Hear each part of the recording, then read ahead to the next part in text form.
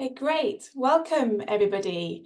Hello and welcome to this webinar. My name is Dr. Jen Roberts, and I'm a senior lecturer at the University of Strathclyde and a long-time member of both the IEAGHG and the UKCCSRC communities. And so it's really great to be chairing this joint event today in my role as Deputy Director of the UK Carbon Capture and Storage Research Community, or UKCCSRC. The University of Strathclyde is in Glasgow in Scotland, and so 2 years ago I could observe and engage with COP26 on my doorstep. This year that temporary UN designated patch of land was in Dubai in the United Arab Emirates, and so like many others I'm sure in this webinar I expect, I was observing from far away. And now whether COP is on your doorstep or if it's far away, it's really difficult to follow the many strands of what's going on or to get a flavour of the topics and the moods and the messages and the feelings inside, adjacent to and around the COP, both during and following the events themselves. And so it is with great pleasure and with great interest that I'm here chairing this conversation today with Ruth Herbert and Tim Dixon to gather insights and reflections from these two different perspectives. So Tim brings an international NGO perspective and Ruth brings a business and industry perspective. And they're coming together in conversation over the next 50 minutes, or 55 minutes or so. I'll let Tim and Ruth introduce themselves in a moment, but I'm just going to set the scene for this, this conversation today, which I'm also quite enjoying the kind of mixed formality of chairing a conversation. It sounds like a useful approach to adopt to manage topics of tension at the various family gatherings that might happen in the next couple of weeks over the festive period. Not that I'm expecting any family style spats in our conversation today, Tim and Ruth. So audience, this is a conversation. It is not a panel to which we're pitching questions, but a purposeful conversation with directions that will be very responsive to what is being shared. And the way we're going to do this is that I'm going to lead the conversation to start with, starting broad, then narrowing down on some particular topics, and flexibly kind of steering or guiding in response to the sorts of questions that are being asked in the Q&A. So audience, please do ask your questions using the Q&A function, not the chat. And we will try and hoover those up during the conversations. I also wanted to flag that any questions that don't get picked up in the conversation today won't get wasted. I think as a community, we're really interested to hear what you want to know more about, what you'd like insights in. Both Tim, Ruth and their organisations and the UKCCSRC community at large are very active bloggers. And so you may well find that some questions might be tackled in blogs, articles in coming weeks. And of course, remember that some of your questions may not yet have answers. Because COP28 only ended 6 days ago or so, the dust is still settling. So Ruth and Tim's reflections are simply impressions at this stage, impressions from being there, from being part of the communities and part of the chats. And I wanted just to flag up that IEAGHG will be running their formal event analysing the COP outcomes with Arthur Lee in January, like usual, and we'll flag the specifics of that at the end. But impressions are really important. They're what we're here to listen to today, and that's why it's really great to be with Tim and Ruth just now. So enough waffle from me. Let's start off by taking a couple of minutes, Tim and Ruth, for you to each introduce yourselves and your experience with conferences of the parties or COPs so far, and your role in attending or contributing to COP28, which just completed. So should we hear from you, Tim, and then over to Ruth? Okay, well, thanks very much, Jen, and thanks very much, UKCCSRC, for the invite to join in this conversation approach to a webinar instead of presenting. It's actually, when you explained it just then, Jen, it sounds like the Majlis that was the theme of this COP. You're sitting around a table on comfortable cushions and exchanging perspectives. And that was a feature that the COP president used at the very end, actually, to reach agreement. But yeah, so I'm Tim Dixon, I'm the head of IEAGHG. I've been doing this for in IEAGHG for 15 years. Before that, seconded to UK government for 6 years, working on CCS, and I attend the COPs now to provide information on CCS at COPs. I have in the past been asked to be the EU's lead negotiator for COP17 in Durban in 2011, because the CCS and the CDM was a particularly difficult issue. That it wasn't because I was particularly good, but the EU lead negotiator incumbent had had enough of the poison chalice and wanted to give it to somebody else. Gave it to me, but it was a success in the end, as we know. So I've sat on both sides of the fence within the negotiations and also outside, but still in the blue zone, providing information to the attendees at COPs. So my first one was 1999, and I've been representing CCS since 2005 at them. Thanks. I'll go next then, and yeah, thanks Jen and to UKCCSRC for the opportunity to take part in this. And it's quite timely as apart from our pre-call yesterday, Tim and I hadn't actually had a catch up since we both left COP at slightly different times.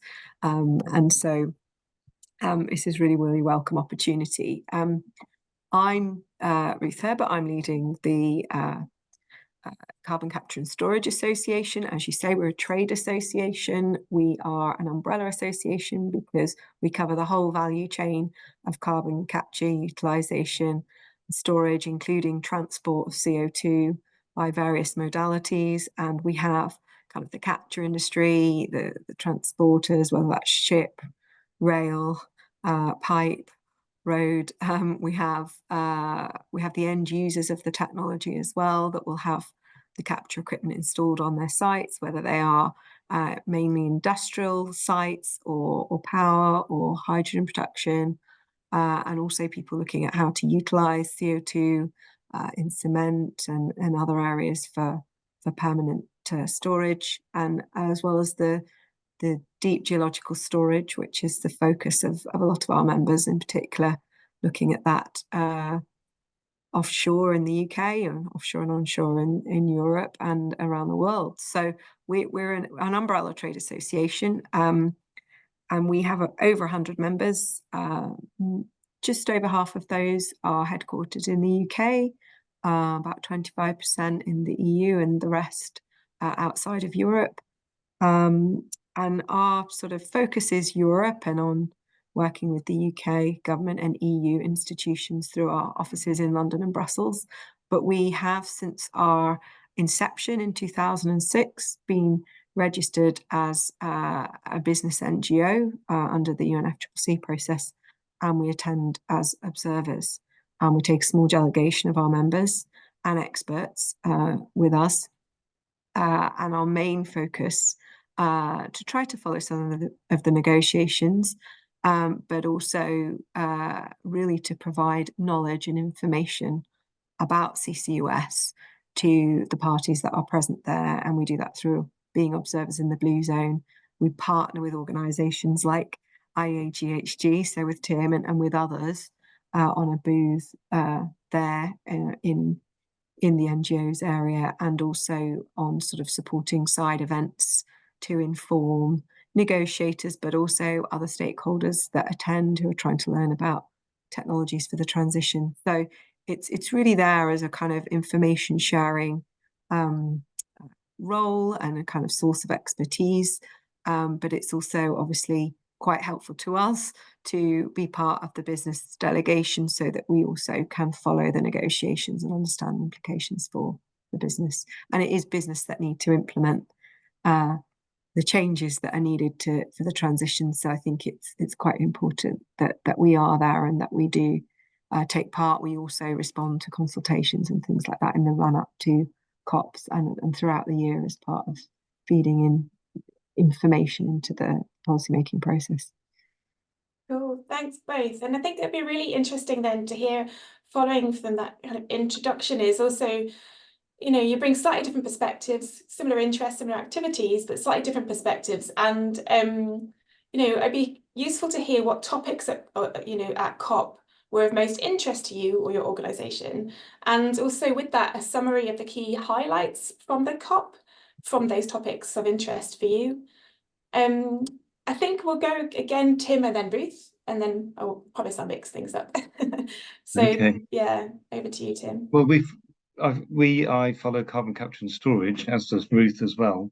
And we follow that in the same way as Ruth was saying, to provide information, but also we now increasingly follow engineered removals or carbon dioxide removal. And so we've been particularly active in part of the Paris Agreement, the Article 6. Article 6 creates new mechanisms. 6.2 is between countries, and 6.4 is project-based. Creates a new carbon market frameworks for generating carbon credits internationally. And the 6.4 has been very active with a specific remit to look at removals, both land-based and engineered-based. And that's been quite a contentious area over the last 18 months. So we've been inputting evidence base, because a lot of the hard work has been done on the CO2 geological storage for the CCS and the CDM in the past. So that's one area that I follow there. We've input to, and I don't know if you want me to, I don't know if you want the outcomes yet, but that's that part of the process.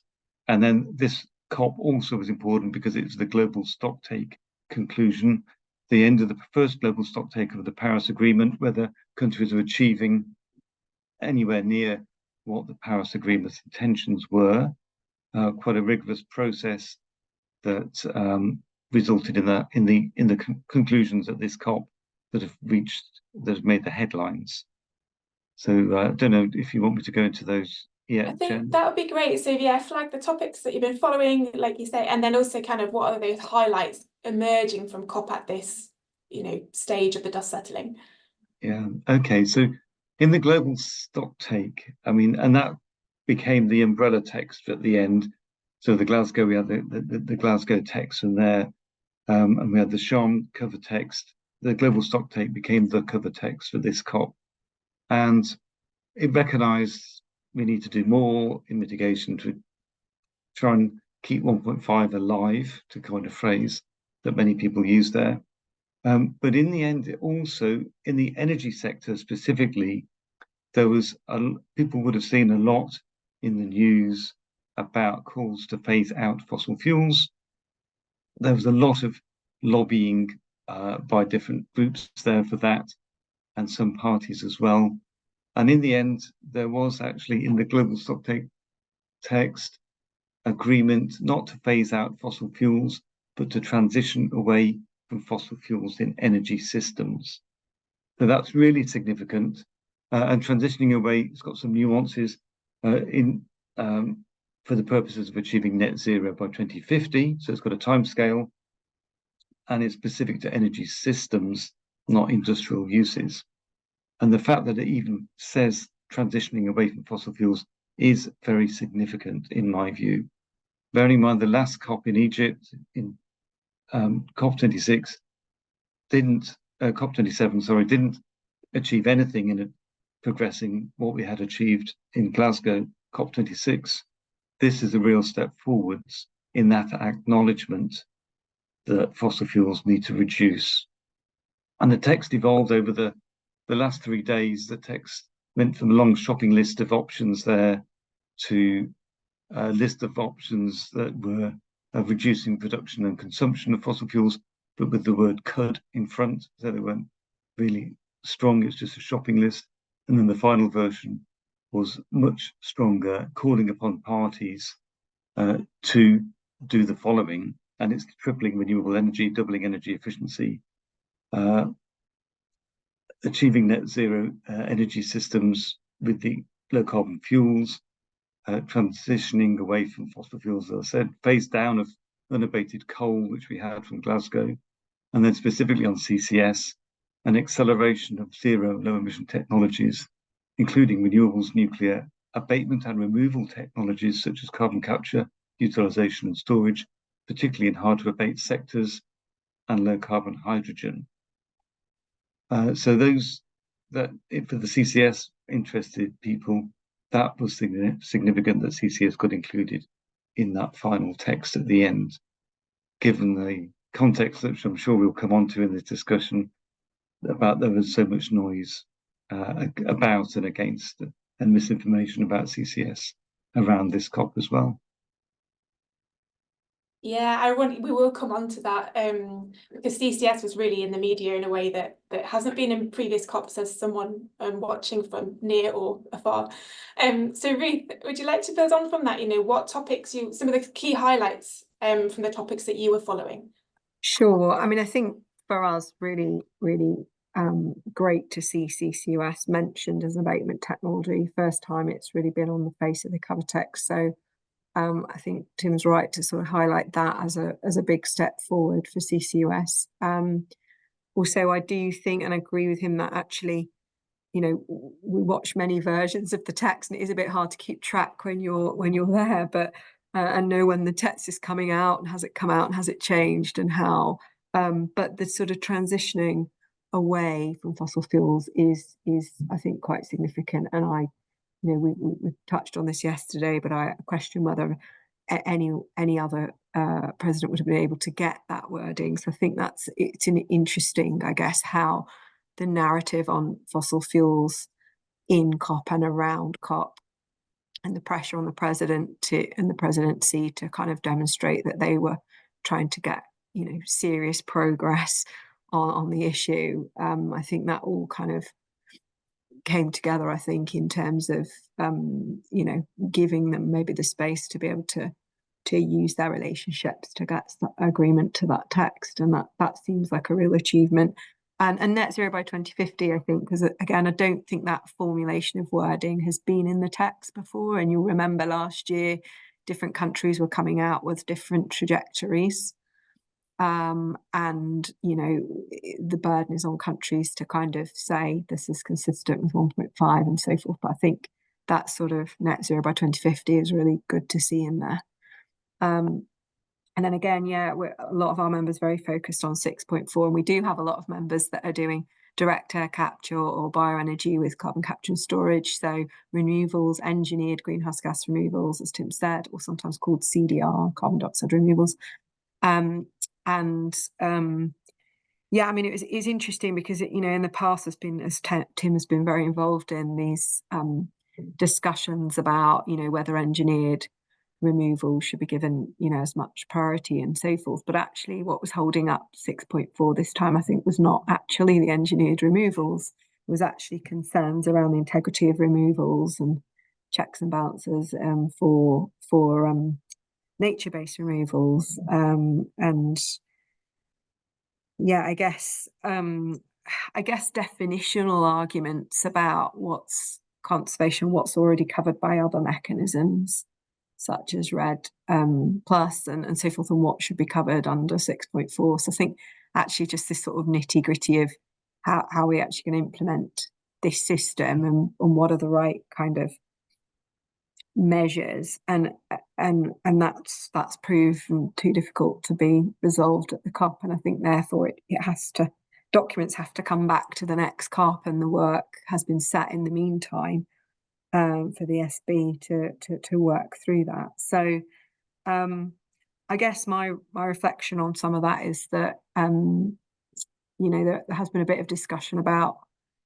kind of how much needs to be in text and how much needs to just, you know, is about the detailed sort of market design and the, you know, the some of the technical stuff, and how, you know, how is the process that for defining this stuff in detail, is this the right process, and you know, the right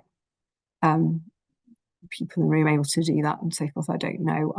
I wasn't sat in most of those sessions, and I'm going off briefings from other business organizations, but I think, you know, perhaps the nitty gritty of implementing some, you know, there's no, at the end of the day, it seems to be sort of definitions and loopholes, and integrity is really, really important. But once those things are decided, then really it has to become more of a technical issue about how to implement it successfully, I think. So I think as business community and more broadly, there've been a lot of discussions about, you know, it'd be good to start moving to implementation now. The national, the NDCs, you know, we need to see the progress on those. The stock take's really clear. The plans are there, but the progress is not.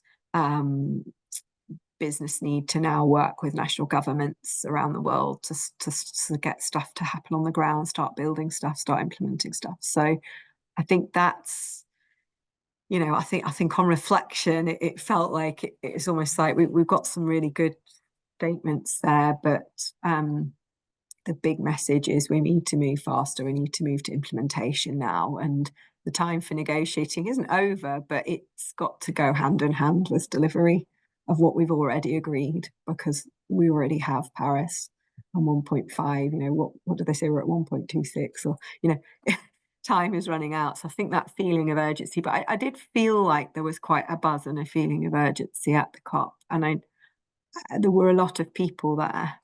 But I reflected that actually, I think I worked out, because there's obviously 8 billion humans, and, you know, it was only 70,000 people was only something like 0.001% of the population whose lives were trying to change, you know, in a short space of time, in sort of 10 years, if we're lucky. So I did think that it was a well-organised COP. There were a lot of people, but actually we could get around, we could follow what was going on reasonably well, and definitely having business there, when business and government, you know, can then meet outside the formal negotiations to discuss how to implement stuff, I think was really helpful. And also for companies doing CCUS in one country to talk to companies that are interested in doing CCUS in another country and share learnings and lessons. I think that B2B element is important as well. And I spent a bit of time in the green zone, and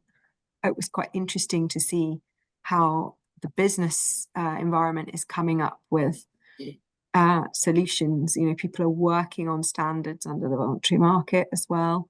So, you know, if we don't have 6.4 finished now, we're not going to wait a whole year. People are doing a lot of stuff under the voluntary market and trying to improve standards there, and see that eventually they will, you know, merge, I guess, with the compliance market ultimately. There's also a lot of work on things like low carbon products standards and things that can maybe drive more commercial value through back to some of these decarbonisation projects. And we were really pleased to see, because I think last few COPs have been quite a lot of these multilateral agreements. So they're outside of the main negotiations.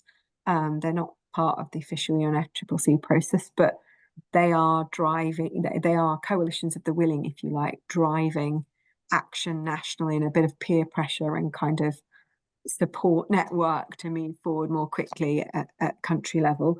And there were 2 really kind of encouraging ones, I think, this year. So the main one was the carbon management challenge. But just as I was talking about low carbon products, I think there was something else that was announced basically the same morning, just before that, which was the Industrial Decarbonisation Initiative, where the UK, along with Canada, Germany and the US, announced that they would use public procurement, or would procure basically over a given time frame low emission steel, cement and concrete.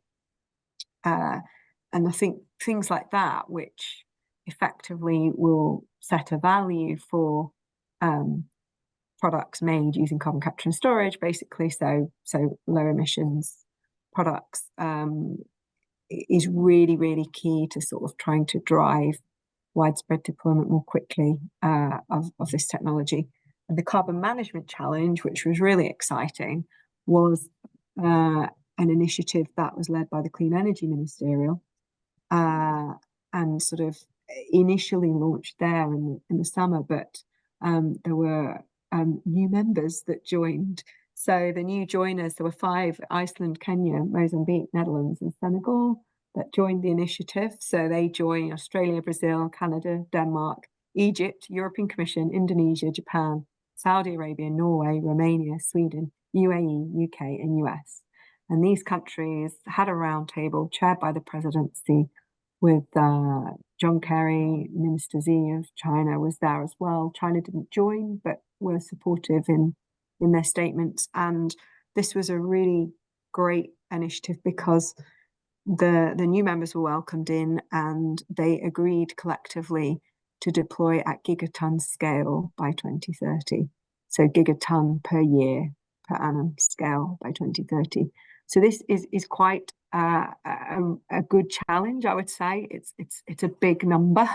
There's a lot of countries there, but if you look at their collective commitment so far, for example, the UK has committed to do between 20 and 30 million tonnes per annum by 2030. So that's a very small percentage of that target. So I think that's just 3% of that goal, essentially.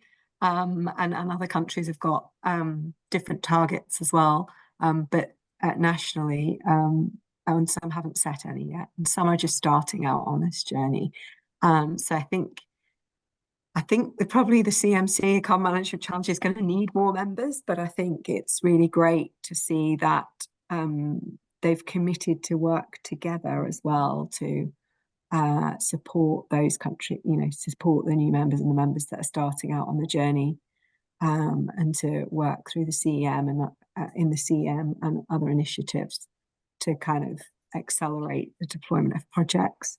So I think this is a really significant development. It doesn't have to wait for didn't have to wait for the UNFCCC process. These are countries that have looked at their nationally determined contributions and done their plans and realised that they're going to need CCUS. They don't have any alternative for their heavy industries, and are now sort of embarking on this pathway together to try to get to gigaton scale by 2030. And that is an important scale, because that is consistent with the IEA's own trajectory for that, and what is, they say, recommend is consistent with the IPCC. But I mean, Tim from being from the IEAGHG can probably talk more about that analysis, but essentially that is the scale that we need to get to keep 1.5 alive.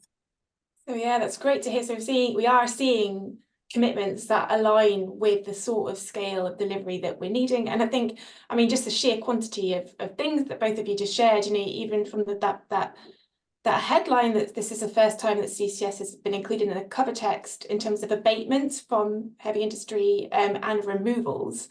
So I'm wondering, I mean, as I mentioned before, and I think this will sweep up several of the questions that are being asked, CCS was very much reported on for this COP. I think it'd be really interesting to hear from you about whether it was more prevalent in the discussions or if it was more prevalent in the space, and perhaps how it felt to you, at the side events that you're doing, the engagement and conversations that you had. So I guess, would you agree that that this COP was kind of, CCS was more at the fore, based on what you heard and saw on the ground? Was it different to previous COPs?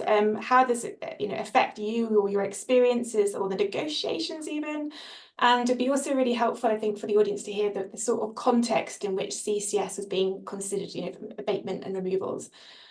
So big wrap-up question there, but maybe Tim, if you start reflection on that. Thanks, Jen.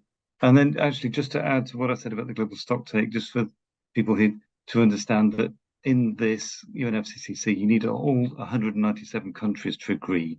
So that's why getting anything that's progressive is significant, because one country can say no and nothing gets agreed. And that's what we had with Article 6.4 that Ruth was just talking about. In the end, it was the EU's main opposition to the definition of reversals there stopped all that good work over the last year. So getting anything agreed is very significant. I know people, and we all want more to be done and more to be achieved because we're running out of time, but that's the process that we have to work with. In terms of the level of CCS at this COP, there was what I would call a lot of noise in the media about CCS before and during COP. I think because the COP host being a petro state and the president of the COP being the CEO of an oil company created a bad impression before the COP even started. And I saw far more misinformation on CCS than I've ever seen in news articles from reputable news outlets such as Reuters and even the COP's media, IISD, and joined the COP for The Guardian as well. And that made our work, Ruth and mine and our partners there, much harder, trying to counter this misinformation that was just feeding in almost on a daily basis. Did it influence the negotiations? I'm not sure that it did, because countries go there with their positions already prepared and planned, and then they negotiate between themselves on those positions. So I'm not sure it did influence that much the negotiations, but it certainly created a bad feeling around CCS.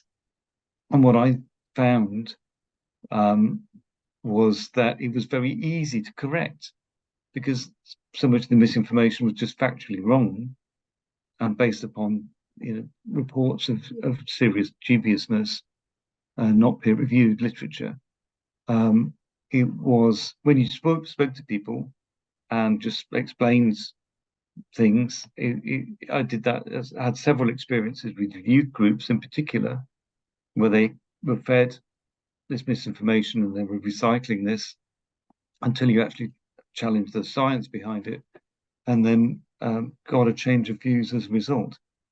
And just on a reflection perspective, I think what was different as well, because CCS in the Clean Development Mechanism was contentious for 5 years, from 2005 to 2011. But all of the discussion and debate and arguments went on within the negotiations primarily. We didn't have social media then in 2011. Now social media plays such a role that it creates these silos of information that just feed upon themselves, and people don't get views from outside of those silos. People really should refer back to the IPCC and what they publish, drawing upon peer-reviewed literature, their scenarios.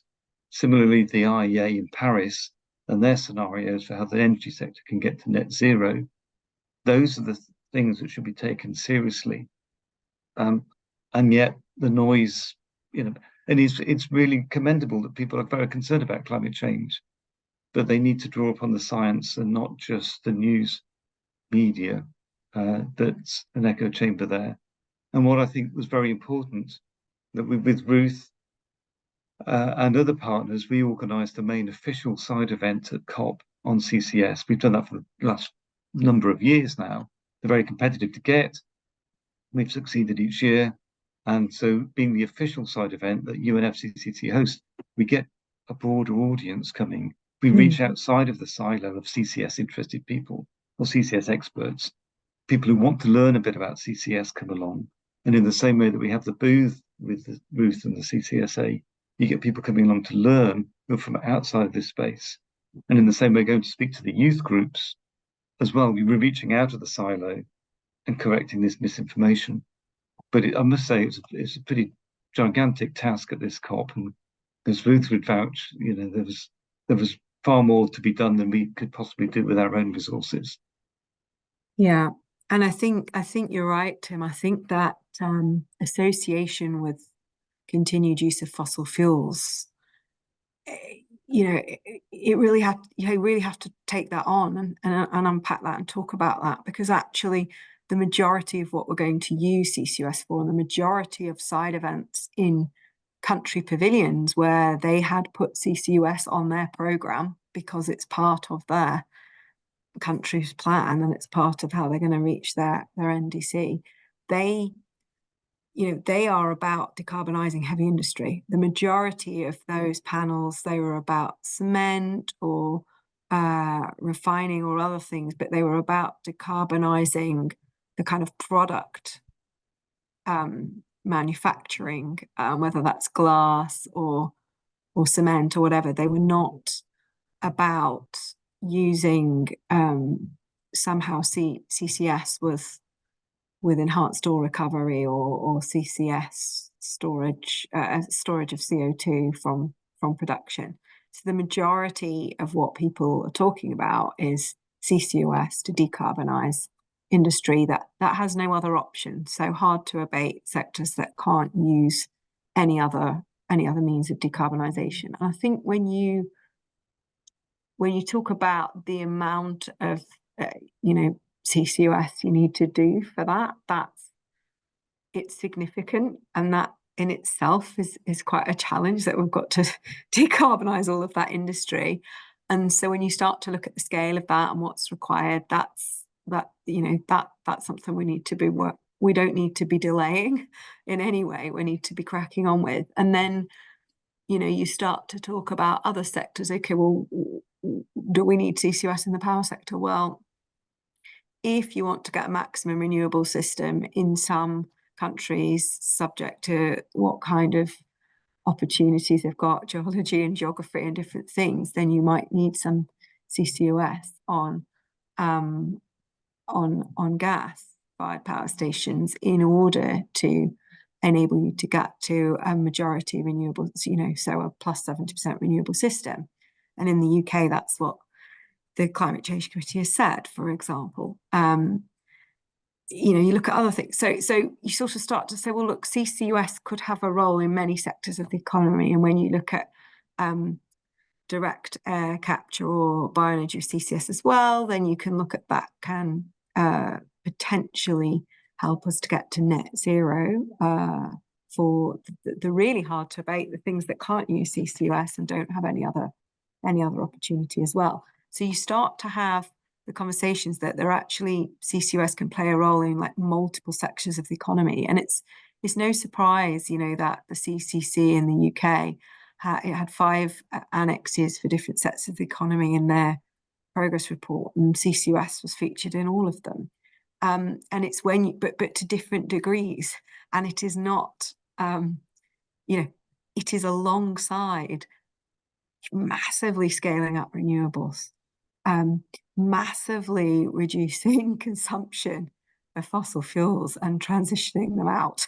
There's no doubt that we need to do all these things in parallel, but CCUS is required in several sectors of the economy to be able to get to net zero. So I think what we've just seen is that when countries start looking at net zero across the whole economy, they are now, they may not have a CCC, they may not be fortunate enough to have an independent advisor like that, but they are going through the same processes, and many of the people that I met are going through that exact process of, okay, and of course you're going to look at the cheapest, easiest things to do first. It's definitely renewables, lots and lots of onshore renewables, solar, onshore wind,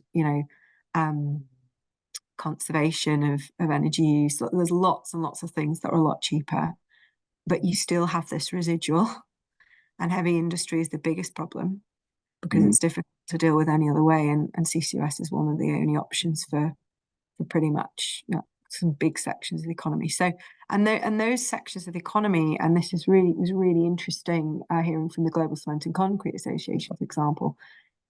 Some of them are in growth because we actually need more steel and concrete to build wind turbines to deliver, the transition.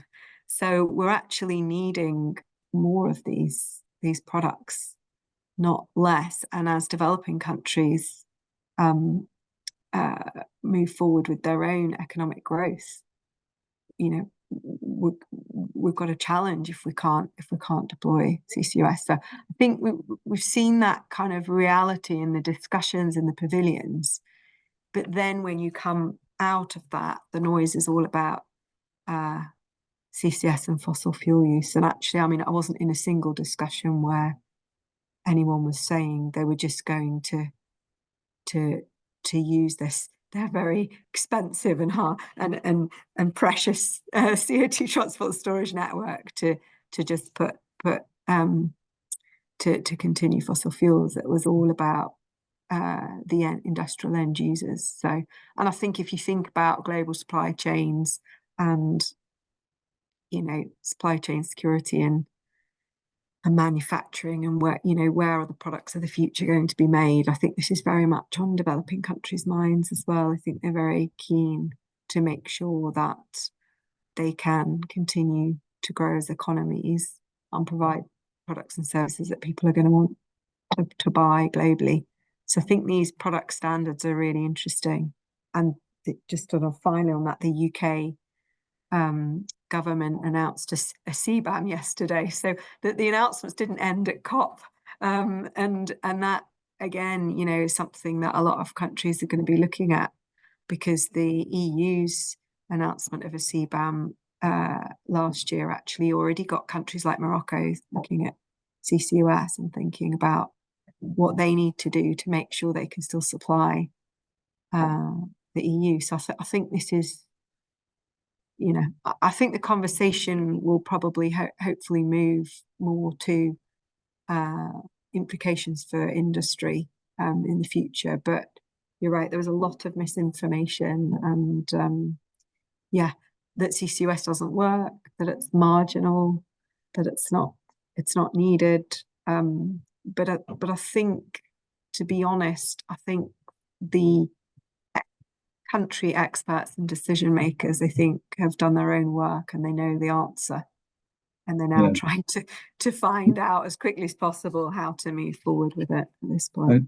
And we see that so the NDCs that are going into 2030 are only looking to 2030, and not so many have CCS in, but the Paris Agreement also requires these long-term strategies to net zero by mid-century. Yes, the plans, most of those have got CCS in. As countries have put their NDCs in, as you said, Ruth, putting the easier to do mitigation in, they've got to go beyond that. Each NDC has to be an improvement on the previous. And so I think it's 47 out of the 60 have got CCS in going forwards. And those are the countries, exactly as you say, coming along going, what are we going to do next to achieve net zero? And those are the people that we welcome at our event and our booth. They come along seeking information. Yeah, and Tim, we discussed this before, but there was so much demand for information, a thirst for knowledge on CCUS, that we were quite run ragged, I think. And we, you know, it's about making sure we've actually got enough people to actually go to all the pavilions that are seeking information on this and having events, but also still man the booth where we're getting a lot of traffic and questions from policymakers as well. Yeah, I guess that's maybe a good place to ask. Like, so you've brilliantly sort of wrapped up quite a lot of the answers to questions that have been asked in the chat there, Ruth. And I think hearing those kind of what the key topics were that people were asking about your side events and at the booth, it was really busy. But I'm wondering if here's a good chance also to talk about, you know, there were criticisms through various media of the proportion of delegates who are from industry, CCS also, and also just the size of the event, and obviously criticism on the governance of the event and the mood and so on. So I just thought it would be good for you to kind of come in and reflect there on how it felt in that space. Was the busyness and the thirst for knowledge a consequence of having such a huge proportion of such a big COP and a huge proportion from industry? Is a reflection of where the conversations are at in COP now? And yeah, how did you feel about that and the governance aspect as well? Maybe Tim, do you want to come in first? Okay. Well, yeah, since we spoke yesterday on this, I saw the numbers published, and it was the largest COP size, 80,000 plus, but 50,000 of those were delegates from governments. So this flood of industry people, there was only 25,000 observers there. So not overwhelming the country delegates. But as Ruth alluded to earlier, you know, this is the most important topic on the planet. We should have more people there potentially as well. Did it get in the way? That's one of my concerns always, because the most important people at COPs are the negotiators. And we've seen at previous COPs, like in Copenhagen, where it was just swamped, people couldn't get to food and water and things, and they've got to work long hours in the negotiations, and they should be given priority. And it's since that Copenhagen COP that they've restricted the numbers of observers going more strictly since then.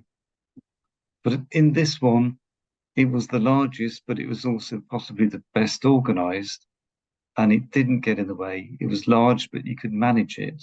You could get between the different meeting rooms, etc. as well. But Ruth, I don't know if you want to add your reflection. I mean, I think people are always going to, like we took the same number of people as we have the last 2 years, so we certainly didn't increase our attendance this year.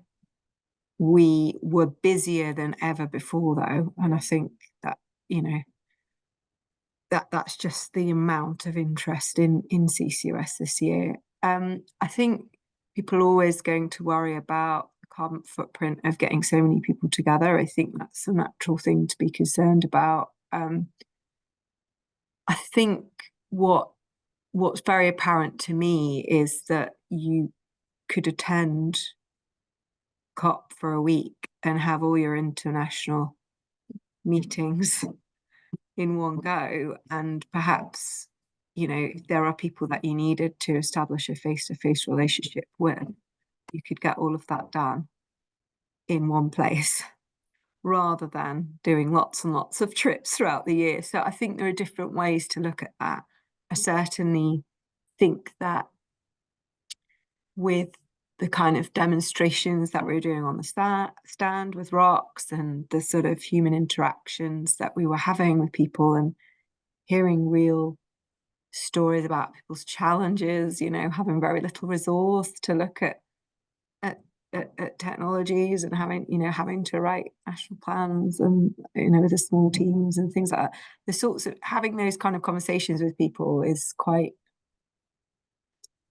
I think that there's no substitute, I think, really, for having those engagements face to face. But I think trying to do them all in one go and have one flight is the way, and not going on the grand tour of the world to do that. So I think for me, it's the one place and the one opportunity where we get to sit down with people properly, spend time with them, and understand what they want to know about CCUS and try to help. I think it's worthwhile and valuable, but I can see why, if you're not involved in that process, you might be more skeptical about that. I think, though, that it is, as I said before, still only quite a small proportion of all of the people that need to take action for us to actually implement the agreements. And I think business are really, really important in this. They need to start partnering with governments. There's lots of solutions and things that business can do, and not sit around, wait to be told to do stuff. And, you know, we're seeing that a lot, the way that CCSA works with different institutions and with the UK government is very much, okay, we think there might be a need for a standard here, let's go away and work on that standard, and let's get our resources together and develop some work, and then provide that into the space where then policymakers can take that forward, maybe improve that, maybe mandate that, or whatever. But these are things that, you know, business can help bring solutions, ideas, proposals of how to move things forward. And it, you know, I think those parts I think it needs to be collaborative in terms of the implementation. I think collaboration was a big theme, basically. And I think every country realised that not only does there have to be collaboration within country between government, business, civil society to get stuff done quickly, but also between those actors in different countries. So just trying to do something we haven't done before at this scale in a record time. And so, yeah, it is a different way of working, but I think we've seen it seems effective. the noise, yeah, I think so. Just to flag up, we've got 10 minutes left, so I want to start moving towards the close. And there are a couple of things that we haven't been able to share, but that's okay.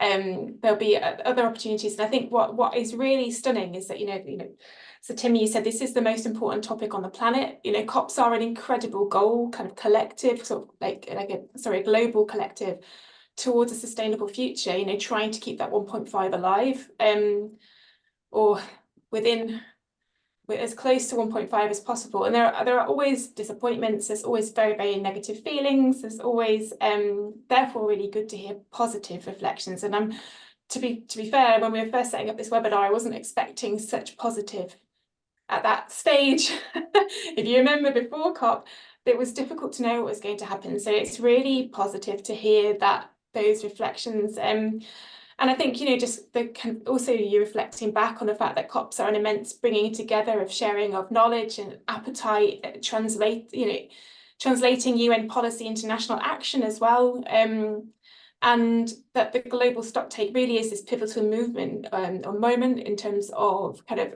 having signed Paris Agreement, now a very sharp lens on that, moving from negotiation to implementation, with continued crossing of the T's and dotting of the I's, as we've been talking about with these kind of specifics. And it doesn't stop at the end of COP. You've both said there are activities outside of COP, the announcements continue, and interested parties also take forward almost like homework to work on, to take back the next year. So I think to wrap up and also to look to the future, how will you ready yourself for the next COP?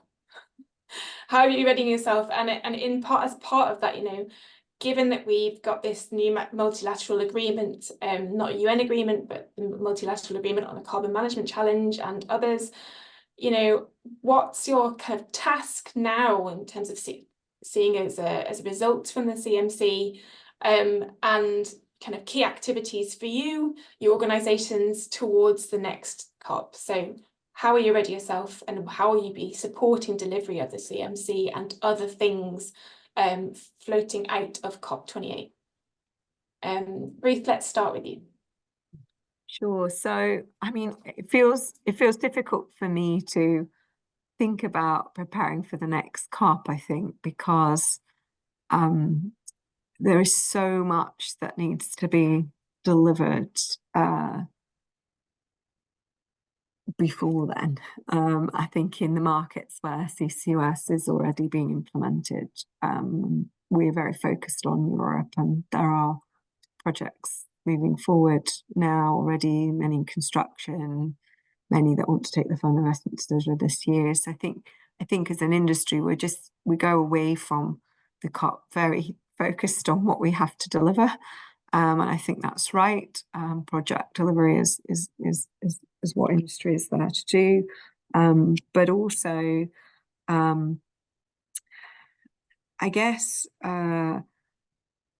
to try to share, as you said, is quite difficult for people outside of it to actually know what's been agreed, but it's also a lot of those parallel announcements and things that were happening, like the Carbon Management Challenge, like, you know, the IEAGHG or changes, CBAMs and things. There's not always so much awareness. I think very much bringing that back to say, look, these are the countries that are interested in this.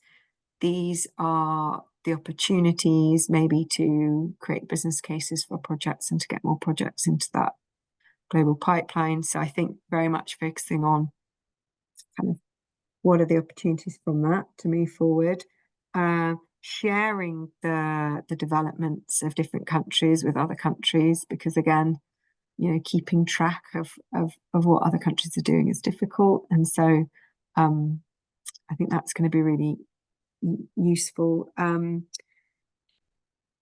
The kind of, I think I'm less clear on how much consultations and things there's going to be, for example, on Article 6.4, and how much work we're going to have to do to feed into those discussions again. It feels like it was reasonably settled around energy, greenhouse gas removal, so maybe we don't need to do any more, but you never know. And as Tim's a veteran of this process, you know, you take 2 steps forward, 1 step back. So we'll keep on keeping on with that. And there are many standards initiatives and other things underway as well in the voluntary market that people are working on. So we will continue to plug into those. But largely speaking, we will focus on advocating in the UK and the EU for those countries to really accelerate their national action, to get their funding, financing mechanisms in place to drive large-scale deployment, to have their regulatory frameworks in place, to create markets like the ETS, like the CBAMs, that are really robust, that really drive deployment, and create signals for others to do that as well. I think very much, focused just to give on time, I want to make sure that national, there's time. very much focused on national efforts, I think, at this point, and engaging back with that international work through our partners. So Tim, would you want to bring that? preparing for the next COP and thinking about the Carbon Management Challenge, which is launched at the Major Economies Forum in April, underpinned by that nice IEA paper, the 4 pillars to achieve 1.5 by 2030, but we should be achieving by then. I had the privilege of being on a couple of meetings and panels inputting to the Carbon Management Challenge before the formal launch. And my organisation, IEAGHG, we fund research into CCS development and deployment, and engineered CDR. But at COPs in particular, our day job is knowledge dissemination, knowledge sharing. And many of these countries are coming along, as Ruth has said, and I've said, to learn and to find out more and where they can go for information on CCS. And so that's why we all work together in this big CCS club of organizations, the Global CCS Institute, University of Texas, International CCS Knowledge Center, obviously the CCSA here. And we all pull together in that direction. But I have a particular interest in developing countries and helping them with the knowledge sharing. And so that was my main input to the Carbon Management Challenge. Let's see what they do then for the next year in terms of not just, well, also very significant in the leading countries of the Carbon Management Challenge, as well as US, where it came from, Canada, UK, is Brazil and Indonesia, 2 large, important developing countries, leading that in the 5 leading countries. So let's see what they do. We're going to be there to help. Our second event at this COP28 was on CCS in small island states. Yes, because they're really important. They're the most vulnerable countries. Some of countries like Trinidad and Tobago, Timor-Leste, and Guyana, they're not a small island, but the Green Climate Fund classify them as that in development terms. When they want to do CCS, then that's important and significant. And we encourage that sharing of learning in the South-South collaboration and cooperation context. So we'll be doing that more and going forward, getting ready in the same way to go to Azerbaijan and Baku, and hoping that those elements have been enacted, that countries have put their pledges to in this one. And as Ruth said, and even as John Kerry says, and even as the president of COP, Al Chapa, says, words are not enough. We need to turn words into action. And so Ruth and I will be there next year going, what have you done? Yeah, and I'll be really interested to see what Indonesia has done, like you say, and Oman and many of the other countries, pavilions that I went to, because there are a lot of plans to invest significantly in the next year, and it'll be really interesting to see if that actually takes place. I see there's some questions on that in the chat. I think the proof is in the pudding. Let's see what happens in the next 12 months. Okay, amazing. So that's a really brilliant way to round off. We've got 1 minute left to thank our speakers or conversationalists. So thank you so much, Ruth. Thank you so much, Tim, for joining us and sharing your time and also these early insights. I've learned a lot from this conversation. We've got thanks in the discussion chat as well. So thank you very much. And I do want to just take a moment, the last 30 seconds, just to flag up the next events that are going to be happening. Mel's about to share screen. There we go. So you can see the IEAGHG webinar on the 9th of January, that in-depth analysis and insights with Arthur Lee, and then a series of UKCCSRC webinars and spring conference as well. So thanks very much for coming along today, listening to our discussion, contributing via the chat, and I hope to see you at those IEAGHG and UKCCSRC events. Thank you very much.